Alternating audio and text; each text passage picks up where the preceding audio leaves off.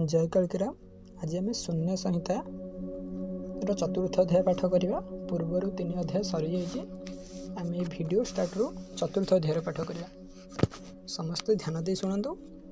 शून्य संहिता जहाँकि अच्युतानंद दासंकर प्रमुख लेखा लेखारे कहुई कि 36 संहिता 78 गीता शून्य संहिता प्रधान गीतार प्रधान गुरुभक्ति गीता मुख्य अटईता नाम भविष्यंत पुणी जेते करिछंती मुख्य पद्मकल्प टीका सारत गारत जेते कगत मुख्य अटई मालिका। सो आज आम शून्य संहितार चतुर्थ पाठ करिया।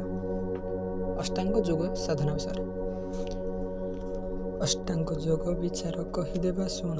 8 गोटी स्थान एहु शरीर संधान मुख नासा चक्षु कर्ण यही 4 द्वार बेनी बेनी होई 8 अटे निरधार यही थाना मानकु जे अष्टांग जे कही रिधि वस्तु 4 क्षर से ही थाने रही 4 वेद वेद माता गायत्री की घेनी परर सरस शब्द अष्टाक्षर पुणी जप तप तर रह एहु अष्टाक्षर अजपा बना मिशी बासे अष्टांगर तत्सवितृवरे नाम भर्गदेव कही स्यधीमहि बोली पुणी तही पासे थाई ध्येयने बोली पुणी प्रचोदया तरी 24 अक्षर गायत्री उपदेश चरे परर जस शब्द मिश्रण 24 चारिपादे धरी गाई अष्टांगरे वास ऋकु यदु साम अथर्वज 4 वेद घेनी अष्ट स्थान बसी अष्ट जे अक्षर जे पुणी परचक्षुर जनासा शस मुखे ऋण बदबेनी बसी छईबेनी जे श्रवण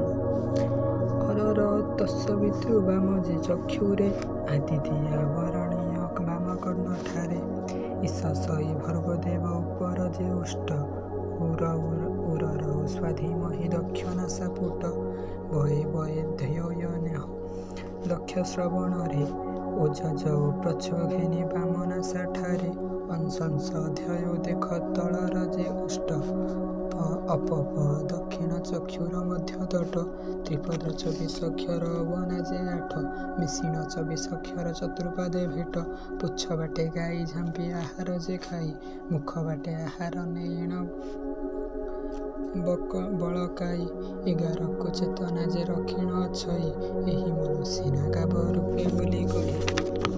यह चतुर्थ अध्यायर नुआ भैर 204 एवं 105 पृष्ठा। यार परवर्ती अध्याय आम 106 107 एमती कर 2-3 पृष्ठा पढ़ा।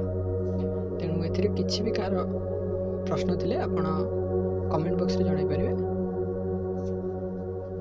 यह मुख्यतः षडचक्र भेद कथा थिला। यह सहित गायत्री मंत्र कथा थिला। गायत्री मंत्र अर्थ कौन आमे ताकू किपरि पढ़ी पारिबा।